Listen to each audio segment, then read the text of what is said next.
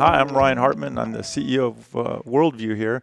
On today's episode of Everforward Radio, we're going to talk about worldview and what we're doing to inspire people to have a new perspective about our planet, but also just about perspective as a whole and how one might be able to shift their own perspective in a lot of different ways. Enjoy the show.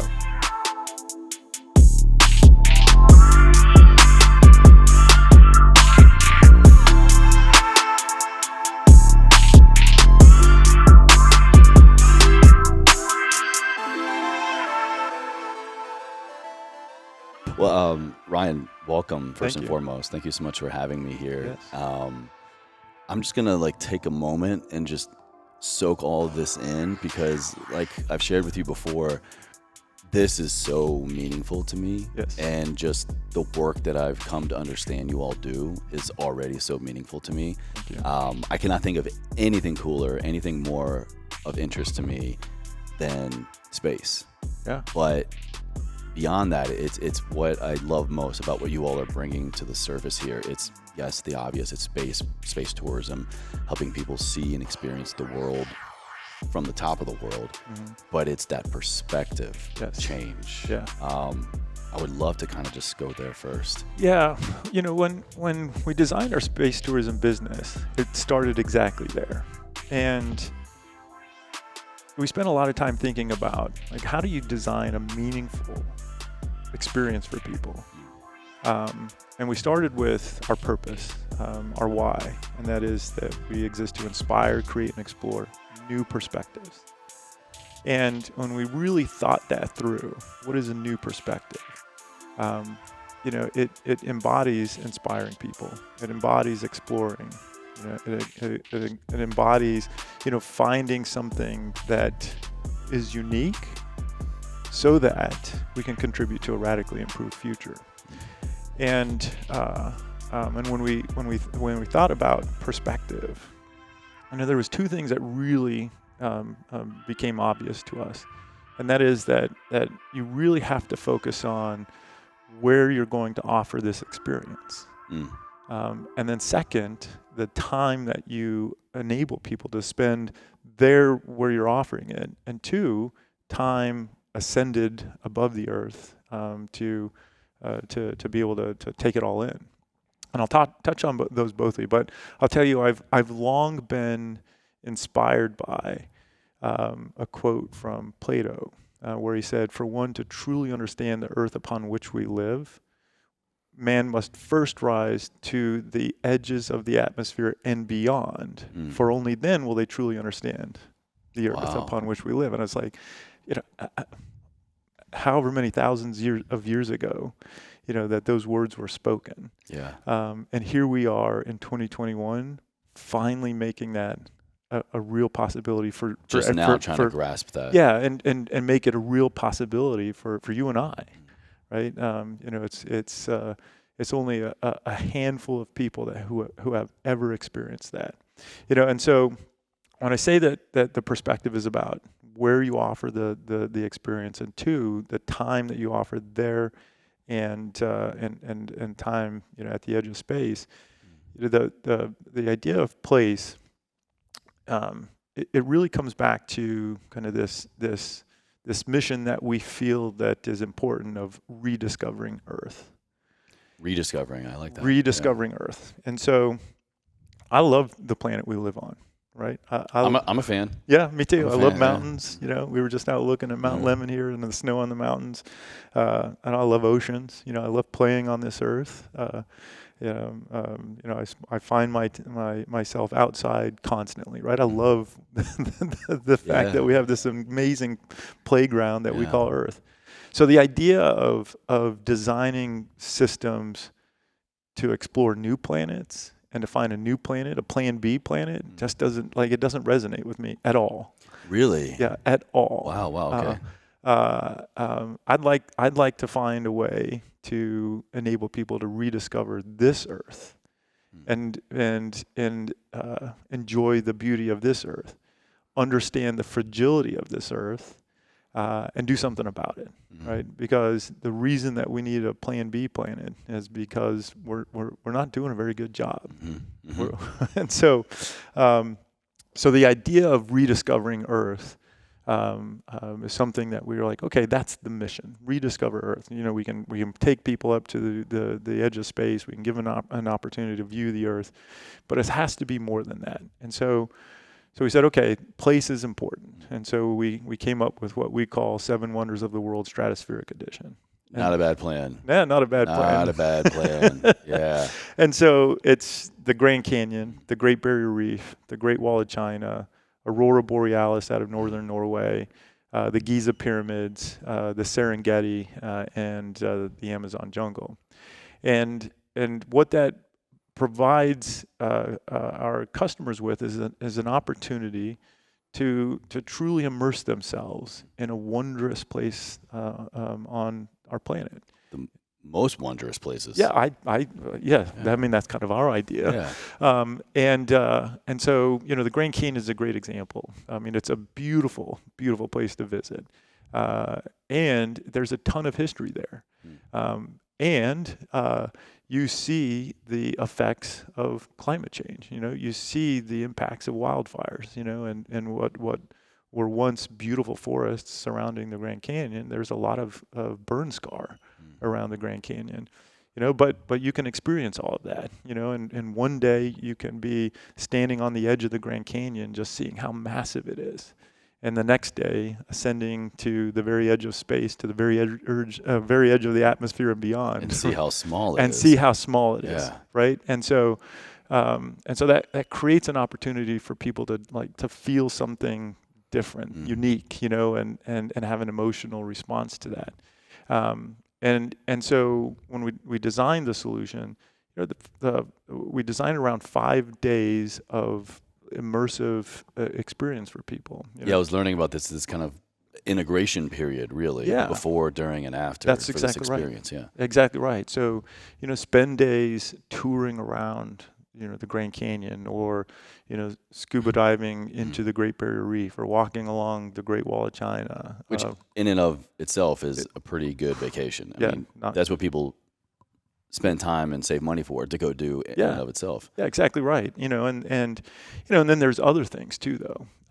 You know, I love the idea of people having an opportunity to be around the Grand Canyon and then go sit down with the leaders of Navajo Nation or the leaders of Hopi Nation and hear from them about the history of the area. Hear from them, you know, about, you know, how climate change has affected, you know, their well-being. The people that have experienced it the most. Exactly. Yeah. And you know, and I think that I feel that by providing that experience to people, you know, to sit down with people in Navajo Nation, Hopi Nation, to view the Grand Canyon, see the beauty of it, go to, you know, Horseshoe Bend, go to Antelope Canyon, you know, all the Instagram places we all see, right? You know, and you know, and I believe that people will find a newfound respect just from that part of it, right? Just having an opportunity to have a very unique, cultivated experience for themselves, you know, and then that newfound respect is only amplified when they ascend above it and they look back down and they start seeing these places that they visited. They start seeing, you know, Horseshoe Bend. They start seeing Grand Canyon. You know, they see other places that they recognize, maybe Las Vegas, you know, or, you know, places like that. And then it truly solidifies, you know, this appreciation, a respect. Yeah.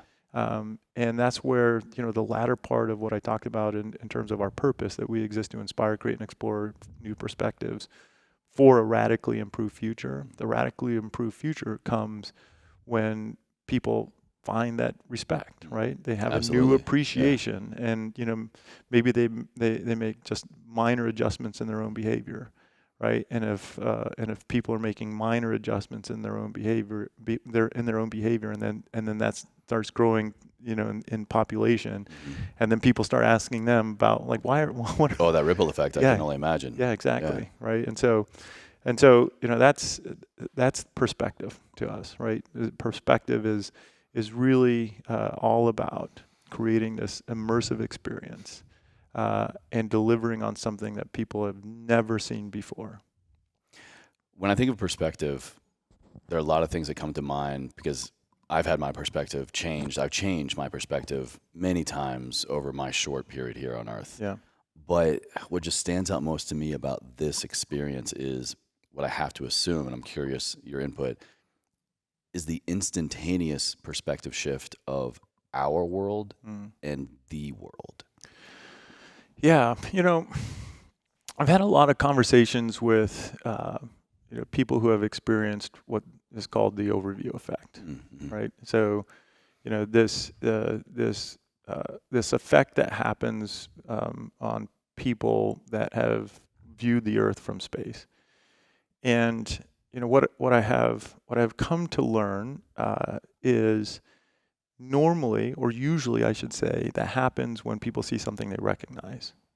Okay. And so it's like it is a combination of a known perspective and a new perspective. We almost kind of need that for a perspective change, right? Yeah, exactly. Our Yeah, old school brain here needs a familiar anchor point before we can even look at the future. Exactly right. And so what happens is they see something that they recognize, and then they see it in a way that they've never seen it before, and they see it, in the context of something much larger than something that's really small. Context right? is crucial. Exactly. And then contrast is also important, right? So the contrast of, like we were talking about, seeing the Grand Canyon and how big it is when you're standing on the edge of it, and then all of a sudden it's really, really small.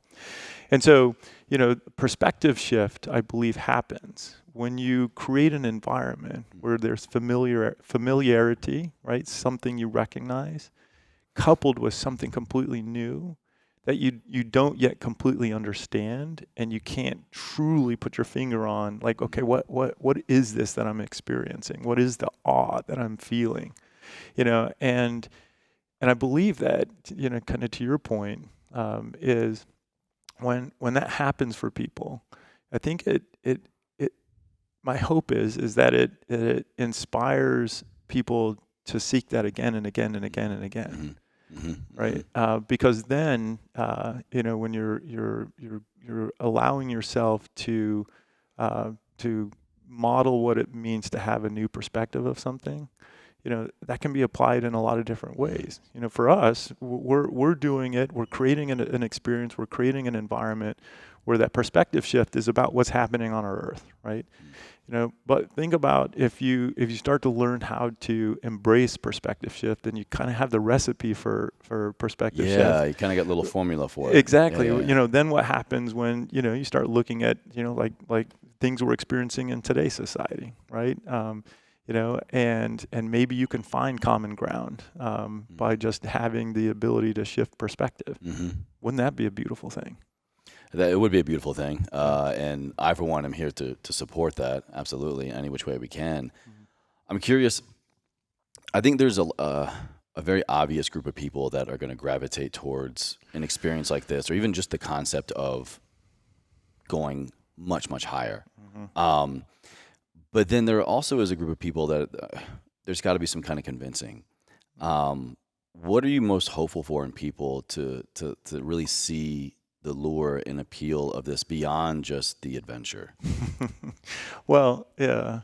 The good news is I believe that a lot of people that are going to, be called to do this, are people that are just going to do it for the thrill. Right. Yeah. Well, for the thrill and everything else. Well, right. Yes. But the thrill of it, is exciting, right? You're going to be able to see the darkness of space. You're going to be able to see the curvature of the Earth. And I'm right there with you. I can't wait. But I also know that a number of those people don't yet know that the perspective shift that they're going to experience is really important, right? And they're not coming to experience that. And that's a very important part of the population that I really want to make sure has an opportunity to experience this. And I want to deliver on something that enables them to find something new inside of themselves, right? And something they didn't know that they were seeking. And so that's an important part of the I'll say the customer base that enables us to achieve the radically improved future. But there's a lot of other classes of people that we want to make sure have an opportunity to experience this. And so I'll start with, another important component of inspired perspectives or creating new perspectives, and that is how we've priced this. So, when we looked at how do you deliver on new perspectives and how do you contribute to a radically improved future, it really is about how do you make this more attainable for a far greater number of people. What's the most realistic reach we can create here? Yeah. Exactly right. And so, we still have to run a business, right? Turns out, if you're a for-profit business, you got to turn. You got to bring something in. Yeah. Yeah. And so we spent a lot of time, designing a business model and a solution that enables us to get down to at least at the start $50,000 per ticket. Now, it's a lot of money. $50,000 is an investment. It's an investment. It is a lot of money. That's not lost on me, and I'm not done trying to figure out how to make this more attainable. So there's two things we did. The first thing is we partnered with a group called Space for Humanity. Space for Humanity is a group that purchases tickets on space tourism providers and then gives the tickets away. Really? Wow. And so what they do is, they look for what they call citizen astronauts.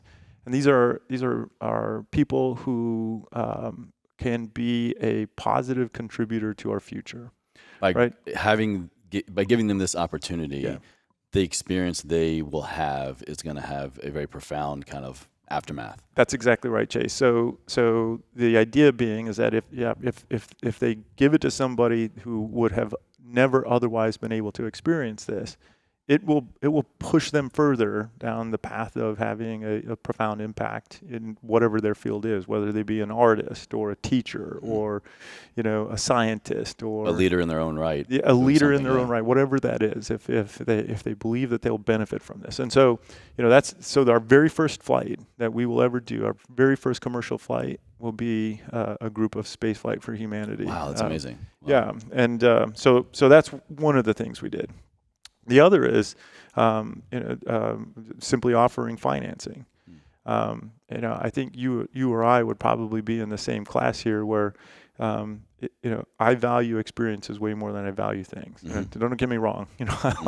I like things too, and I like my cars. I like my mountain bikes. I like my shiny objects. Yeah, exactly sure. right. Yeah, But some of the most profound experiences that I've had, is my wife Sierra and I going out and adventuring, right? Doing something where, it's building memories, right? Touching, feeling, yeah, tasting. Exactly. Yes, exactly. Imprinting, really. Exactly. And so when we realized, that there is an opportunity to create a solution where people can finance this, I'm really appealing to, and I'm trying to create opportunities for those who are going to find a way because they value experiences more than they value. They will find a way, absolutely. Yep. And so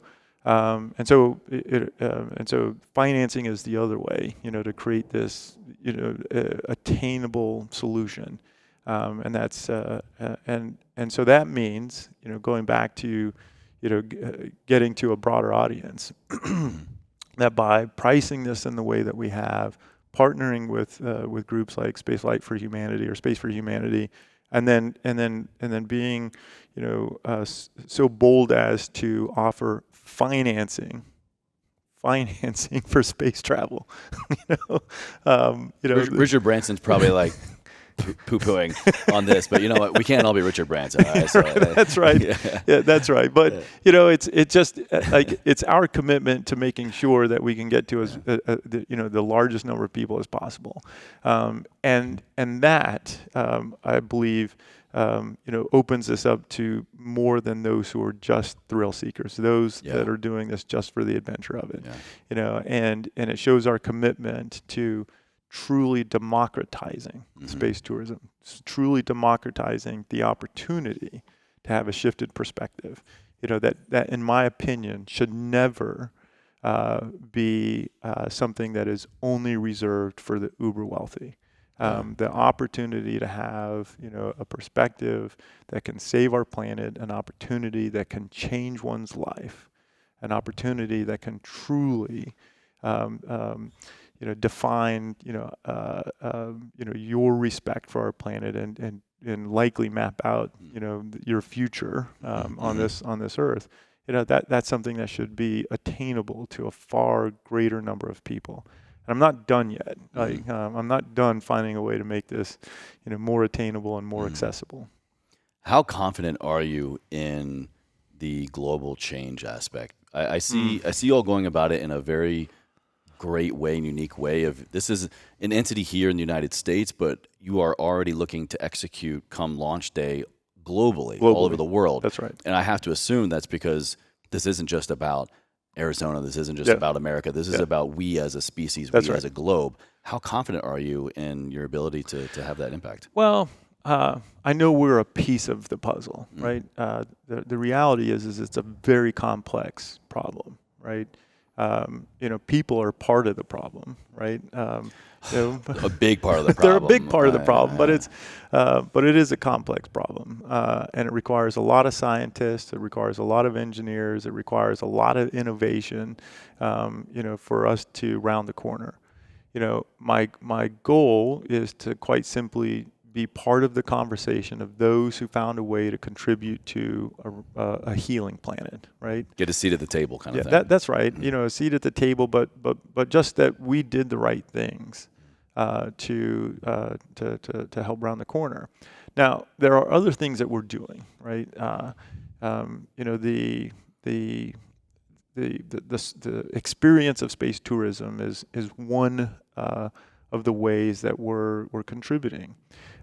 There's a lot of other things that we're doing. One example is, we talked about our mission being Rediscover Earth, right? And we've designed an experience around rediscovering Earth. But in addition to that, we have a short film series that we started called Rediscover Earth, right? And so, what we're doing in the Rediscover Earth series is bringing together the world's best videographers, photographers, musicians, poets, and having them help us tell the story. And the reason that that's important is, just what we just talked about. $50,000 is still a lot of money. And by offering financing, yes, we're going to open it up to a lot more people. But that still means there's going to be a significant number of people that are never going to be able to experience this. In addition to that, I don't know that I'll ever be able to produce supply that meets demand. That's a whole other variable, absolutely. Right, exactly, right? And so we have to do more. We want to do more. And so, by enrolling the world's best videographers and photographers and musicians and storytellers, podcasters, it gives us the opportunity, to share a perspective with people, right? To share a perspective of what's going on around our planet, and it gives us an opportunity to open it up beyond the 7 Wonders of the World Stratospheric Edition, right? We did one of our first shoots in Alabama Hills in SoCal, and we were going there because it's a beautiful part of California. It's unique. It kind of feels like you're on another planet, but but it's super cool. We got a few good places like that. You sure do. Yeah, we do here in Arizona too. You're not wrong. I look outside and I'm like, mountains, desert. Am I even on Earth anymore? What's going on? Yeah. But while we were driving out there, I mean, we were driving into a massive forest fire, a massive wildfire, and at first it was like, this sucks. Got all these people together and we're headed out here, and then we get close and all you see is smoke and you can't really see very far, and then I realized, and I think the whole team realized, like, but this is the story that we're to tell today, right? This is a necessary part of the journey. Exactly right. There's enough people that are capturing all the very beautiful parts of the earth. There's enough Instagram pages you can go to and see, pretty amazing, places around the earth. there's not enough that's combining that with, where the earth is telling us, hey, I'm So hurt. true. Yeah. Right? Yeah. And so we did the shoot anyway, right? And it's against the backdrop of smoke. And it enables us to tell a story where, like, we're going to go to the beautiful parts of the earth. We're going to go to the parts that inspire us all. We're also going to go to the parts that are broken. We're going to go to the parts that are the most vulnerable. We're going to show, the damage that's been done to this earth, and we're going to tell stories around that. And in doing so, it truly helps us, in sharing an inspired perspective through a very different approach.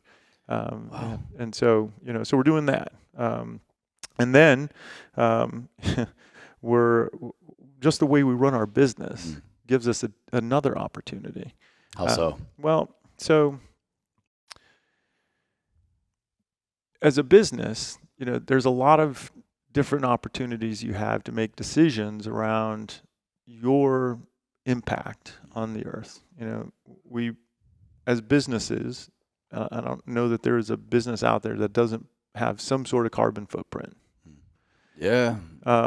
And so you have decisions to make along the way. One of the common decisions that companies make, and I applaud them for doing so, is just buying carbon offsets, right? Buying credits from somebody that's going to go plant a tree, right? And plant a number of trees to offset your carbon footprint. That's cool, right? That's a great way to do it. That's a start. It's a start. For us, we started to look at, okay, what can we do? What are steps that we can take in offsetting our own carbon footprint? I mean, the first thing you have to do is truly understand your carbon footprint, and so we're doing a pretty broad study to understand, what our total carbon footprint is. Yeah, how can you begin to change something if you don't even know what all the variables are? Really? Yeah, as a business leader, one of the things that you often come to realize is you can't improve what you don't measure, right? You can't manage what you don't measure. Yeah, absolutely. exactly. Yeah, I say it all the time. Yeah, and so we start there, and then we have like some really unique opportunities. One interesting one is the polyethylene plastic we used for manufacturing our balloons. I was getting the rundown of that earlier on the tour, yeah. So that polyethylene plastic is the same polyethylene plastic you or I might use to build a greenhouse. And so we can go fly a number of people to the edge of space. We can give them an inspired perspective. We can recover that capsule back down to the earth. We can grab that balloon and make a greenhouse. Wow. And so I cannot think of anybody being more on brand from start to finish for what you're doing, like on mission. Yes. Every aspect of the way. Thank you. Wow, yeah. And so if you can build a greenhouse, well, then you can grow tree saplings, right? And our balloons are pretty big. And so all of a sudden we significantly reduce the cost of the materials to build a greenhouse because we're using it anyway, right? Yeah. And so we can use a balloon and bring the capsule back down to Earth, and build a greenhouse, and then grow our own tree saplings and use those tree saplings to 100% offset our own carbon footprint. Wow. And do that at 7 spaceports around the world. Well, the other thing that does is when you start thinking about it in more granularity is, okay, well, I said that I was taking people to Spaceport Grand Canyon, and one of the reasons I wanted to take people there is you can immerse yourself in the beauty, the history of it. But I mentioned also, that there's burn scars from serious wildfires around there, and the same is true in the Amazon. The same is true in the outbacks of Queensland, Australia. I'm sure anywhere you try to go, man has been, there's going to be damage done. That's right. In Kenya, Africa, where we'll operate Spaceport Serengeti. So all of these places, there has been devastation from wildfires, and if we're building a greenhouse and we're growing tree saplings. So not only are we offsetting our own carbon footprint, but we have an opportunity to contribute to the reforestation of these places that have been significantly impacted by climate change through the results of wildfire. And so, so when I talk about there's more that we can do, like we're never done thinking about like how might we be able to run our business in a way, and what decisions do we need to make along the way to find a way to have a positive impact. Yeah. And so then we started thinking like, okay, yeah, we'll build greenhouses and then we'll do other things, like we can't, it's still a lot of balloon, it's still a lot of plastics. And there's only so many greenhouses that you need to be able to offset your carbon footprint. And we'll probably do like some silly product that we offer, to sell to the general public of, a greenhouse made from the plastic that took someone to the edge of space. I mean, yeah, I'd right? buy one. Yeah, exactly. I mean, it's just an easy thing. If you make for a us to trash do. can and tell me that it was made from parts sent to space, I'll buy it. Yeah. Good. Chase, I'll give you a send referral. the prototype. Yeah, I'll give you a referral code. Yeah. Use code Ryan. You code Ryan, yeah. I know, maybe I'll give you your own referral code. But anyway,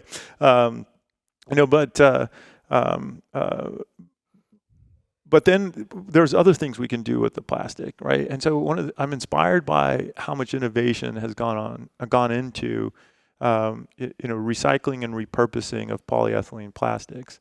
And one of the other areas I'm really excited about is to be able to use the polyethylene that we use to take people to the edge of space and build low-cost but high-strength building bricks. And so that's another thing that we'll be repurposing balloons into is building supplies, construction supplies, so that we can contribute to low-income housing in some of the areas that we're operating, and that's giving back in a different way. Absolutely. Right? In these areas that, like Navajo Nation that I spoke of, and some of the other indigenous cultures, like in Kenya and in Mongolia, where Spaceport Great Wall of China will operate out of, all of these places, are dealing with their own poverty issues. And if we can contribute even just in a small way to building low-income housing in those areas by using, again, a balloon that went to space, came back down, we repurposed it into a building brick, and I can only imagine, the 8-year-old little boy that says, my house is made out of materials that were in space. Space house. Right. Yeah, exactly. Right. And so, like that has a positive impact in a lot of different ways for, that little boy, that little girl that's inspired by space, that like they have a home that they can, brag about. Mm-hmm. How cool is that? And then, that same little boy, that same little girl, I get excited about the idea, of repurposing, some of our materials into textiles that can make bags or shoes or whatever.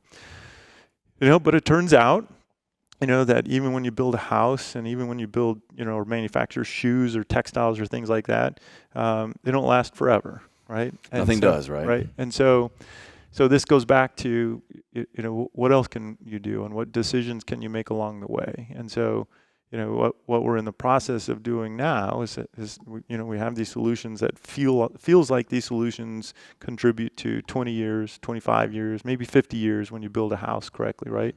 But those shoes that you make for kids, those bags you make for kids, they wear out pretty quick, and so we want to recollect those. And so it's a never-ending. So it's never cycle, kind of recycle. So the way we're thinking about it is, let's commit to 100 years. So let's commit to a 100-year plan of how will we manage our carbon footprint, our waste as much as we can, and look at the entire lifespan of all of these materials and what can be done with them for a 100-year period, so that I have 100% accountability.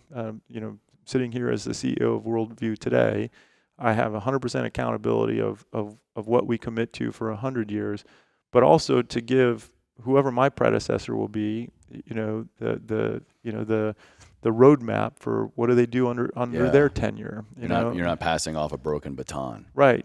But saying, if when you take this role, like now you're responsible, right? But plan that out for a 100-year period. And when we talk about that internally here, one of the things that we talk about is, 100 years from now, I'm confident, I'm incredibly optimistic, that that the problems that we were trying to solve today, will have been solved. And now what we're doing is ensuring that, the Earth is around for, another million years or however many, right? And we've done our part to reverse the trend. Or at least to slow it down a bit. Yeah, ideally reverse for sure, but yeah, I mean, I'm optimistic that that in 100 years we will have reversed, what we're dealing with now. Okay. But if not, even contributing to slowing it down is still contributing to a radically improved future. Right? I agree. Not to go dark on this, but do you ever feel like, or do you worry that the deeper you get into problem solving the problem being what is going on with our Earth and the perspective needed, the change in perspective needed to sustain it and to bring it back to life, do you worry like the deeper you get into this, you're going to realize, is this even possible? Well, no. I know that sitting here today, worldview can't solve all of these problems. What I do know is that we can contribute. Like we can be a positive contributor. We can set an example for others to follow. We can create opportunities for people to simply have, an inspired or a shifted perspective. I don't feel like the burden is not on us to solve this problem. The burden is on all of us, right? The burden is on all of mankind, all of humankind to figure out, how do we be a better steward of this planet that has been gifted to us. And can we just all hopefully get to a point to realize that? Yeah, exactly. Yeah. Right. And not everyone will get to that point, but we need critical mass, right? And so I would rather be in a position where we know we're contributing than not contributing, right? Be a part of the solution, not the problem. That's exactly right. Yeah. And so if I could steer this company, and if we had the resources to solve all the problems that we keep uncovering, then of course we would take that on. But it's just not realistic. And so, so it's taking on the mindset of control what you can control, and don't worry about the rest of it. But if what we can control is something that can contribute to a larger impact than just our impact, we will have done a good thing. You're kind of at the helm of all of this. You're the master and commander, it seems. So I'm curious, what makes you qualified to kind of captain this endeavor? Oh, well, I'm a human just like you, right? I'm just someone that cares, damn it, Chase. Yeah. What makes me qualified? Nothing makes me qualified to take this on, other than, to your point, I just care. Or I should say, rather, what has called you to captain this endeavor? Well, Chase, I was born not far from here. Believe it or not, it's just ironic that I have this opportunity to run a space company not far from where I was born. I was born into a ranching family just south of here, and I had the absolute pleasure and the honor of watching my grandpa Hartman, be a regenerative rancher before that was even a thing. Really? And wow. So my grandpa, had this incredible sense of responsibility for the land that he managed and the cattle that he put on that land. And I watched as he respected the land. I watched as he, was humane in how he raised cattle, and I'll say, just as importantly, just how kind and respectful he was to the people who worked with him and the people who worked for him. And I saw how beautiful the land was, right? Oh, And so that planted a seed in me, and I didn't really understand, really the importance of that seed until, over the last decade or so. And but along the way, I became intrigued by and just became a fan of technology, right? And and along the way, those two intersected at one point. And the last company I ran was a company called In Situ. We manufactured unmanned aircraft. I saw that the technology was super cool. There's these big drones, these big unmanned aircraft. The technology was amazing. It was fun, right? And it was cool to be involved in something that was just new to aerospace as a whole. Oh yeah, I knew some drone guys in the Army. Yeah, yeah, that's right. So unreal. Yeah, so we manufactured a system called Scan Eagle. It became one of the widest used unmanned aircraft in the Middle East, and but I saw the positive impact that it had, and I started hearing stories, from people on the ground that talked about, how these systems saved their life. There's a great story. There's this woman that showed up to our headquarters, and she knocked on the door, and the guard opened up the door and asked if he could help her, and she said, "Well, I'm here to hug somebody." And he said, "What?" She's like, "Well, I'm here to hug somebody." And he's like, "Oh." I don't get that every day. Yeah, and he's like, "Well, I'm gonna need a little more information than that before I need just to see some papers, ma'am."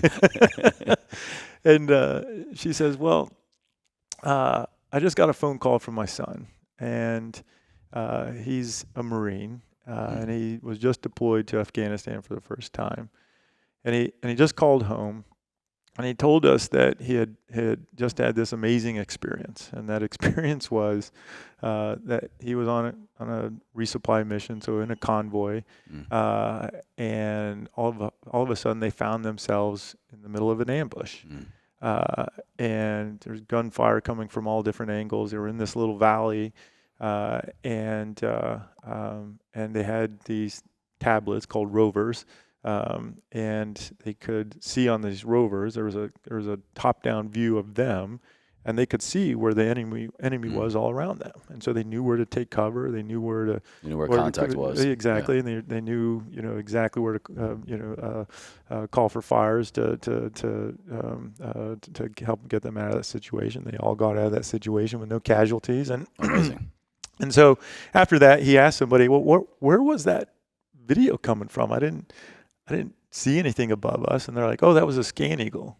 And he's like, "Oh, say, where's the eagle in the sky?" Yeah, and he's like, "What's a Scan Eagle?" And they're like, "Oh, it's a UAV. We never do a mission like this without a Scan Eagle." Aerial support. Yeah, exactly. And so he went back, or they got back to base, and he looked up Scan Eagle, and he saw, it was from this company called In Situ, that was headquartered in his hometown of Bingen, Washington. No shit. And he had no idea, and he's like, "Wow, that is so cool." And so he called his mom and said, "You won't believe this. You know that company In Situ? Well, let me just tell you what happened." And so his mom, probably not a good idea to tell your mom. Yeah, I was going to say, mom probably didn't like the story a whole lot. Yeah, but she came right over and knocked on the door and told the guard that. And so the guard let her in, and she hugged everybody she could possibly hug. Wow.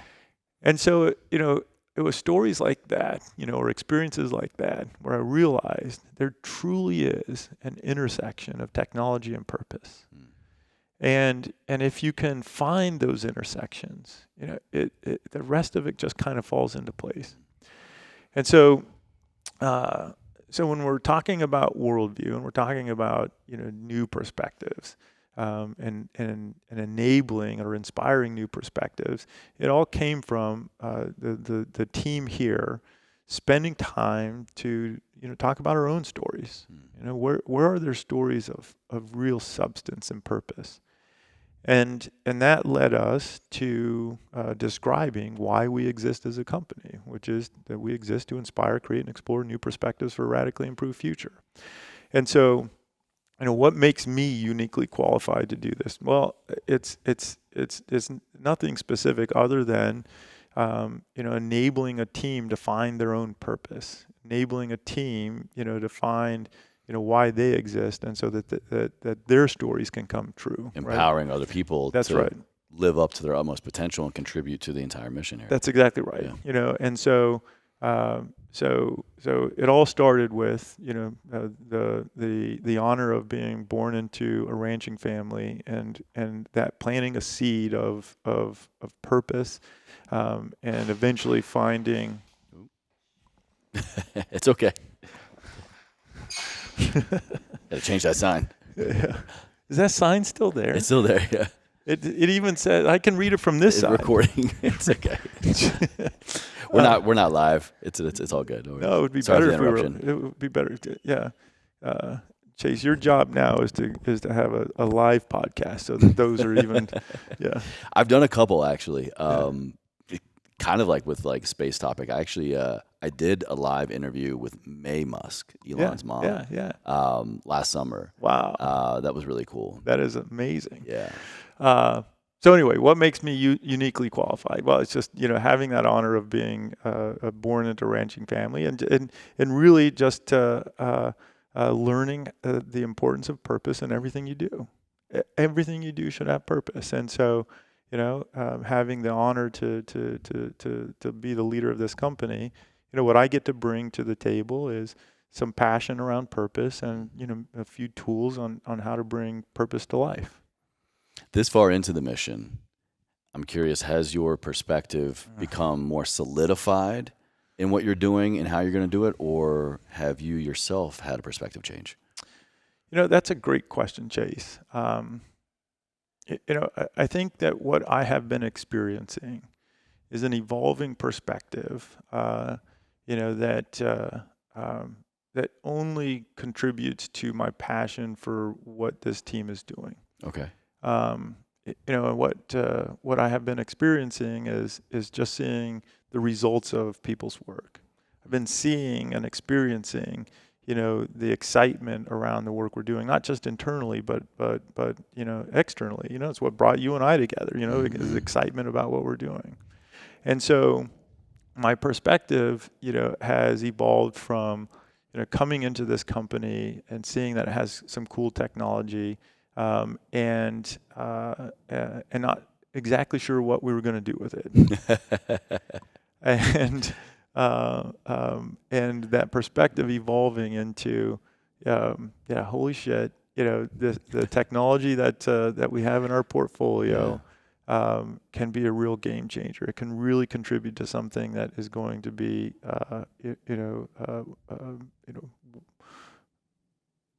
if we do it right, world changing, right? I don't want to overcommit, but but my perspective has just been evolving into that, and the thing that has been exciting for me is, it's humbling to be somebody that has the opportunity to steer a company like this in a direction where we just might be in the conversation of those companies that made a difference, and so my perspective of evolving into that, Chase, has been kind of doubling down on the importance of the work we're doing, being so committed to seeing this through. Clearly. And thank you. And just being all in. I have never felt more satisfaction in living and breathing, the work that we do. Wow. And for me and for the broader team here, I see us changing our own behaviors. I see myself, choosing a glass before I choose a water bottle, or a plastic water bottle. I see myself, looking for opportunities to pick up trash on beaches. Right. I find myself, just shifting my own behavior, and I see embodying the mission. Well, and yes, and it's not. It comes from a different place than I've ever experienced before, Chase. It comes from a place of,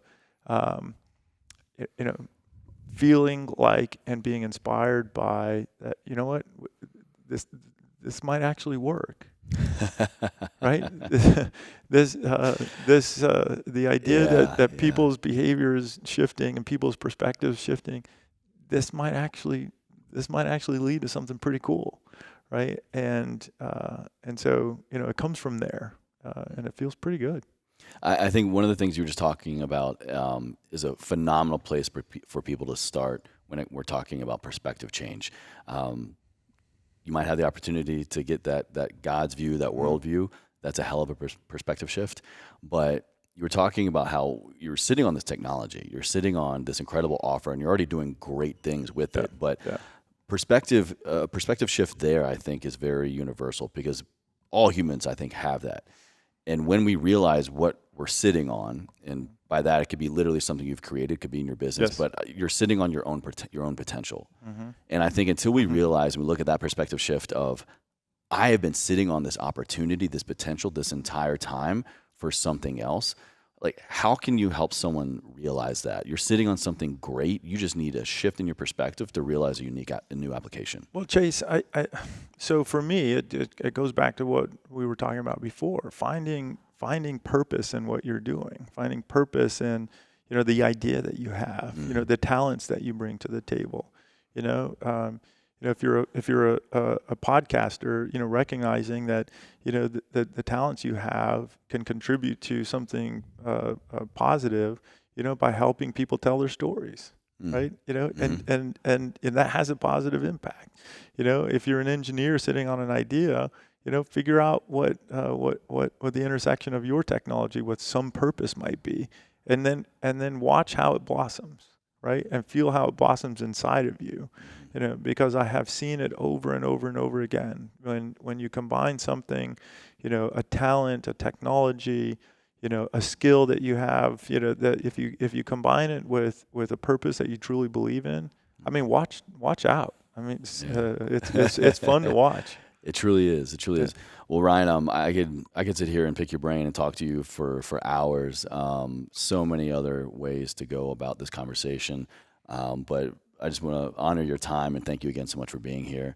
I'm so excited to see where you keep taking this company and this community and this mission. Thank you. In the next 100 years. Yeah, and beyond. And this is part one. Part two will be a little bit higher up. A little bit higher. Exactly. Yeah, stay tuned, everybody. Absolutely. Well, my final question for you, sir, is, and I think you do an incredible job of it already in this conversation, has embodied it, is living a life ever forward.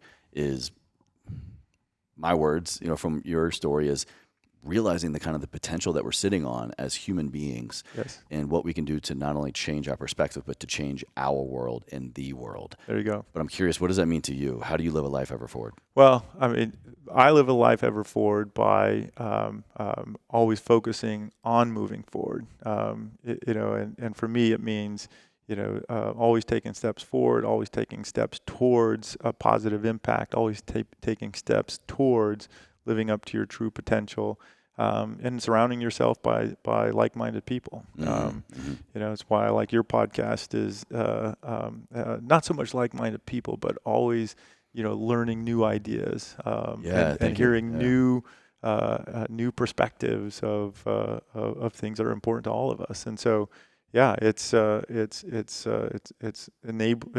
recognizing that you can always be taking steps forward. It's recognizing that you can be intentional with the steps that you take forward, and whatever that means to somebody. And it's always accepting new perspectives into your life. Yeah. Well, we're going to have all of Worldview's information down for everybody to check out in the video notes and the show notes. But if they want to learn more, where can they go right now? Worldview.space. That's www.worldview.space. Is that the new no? It's no longer .com. We're going websites in space. Is it? Yeah. Well, yeah. I mean, damn, it's I love that. It's pretty damn cool. And it's cool when you can have a domain name for your email address. That's .space. Wow. Yeah. So I got to give me one of those. Yeah. Right. Yeah. Well, you Chase at space.com. There you go. No, Chase at tuning.space. Even better. Anyway, Even better. but the www.worldview.space. You can check us out on Instagram. There's a lot of incredible content there. That's where we share our Rediscover Earth series. Oh, it's phenomenal. Yeah. And we're on YouTube, and all of our stuff's out there. You are building the hype in the best way possible. Thank It's you. just anticipation, but story all at the same Yeah. time. Yes. And so I thank you again. Thanks, Thank Chase. you. Yeah.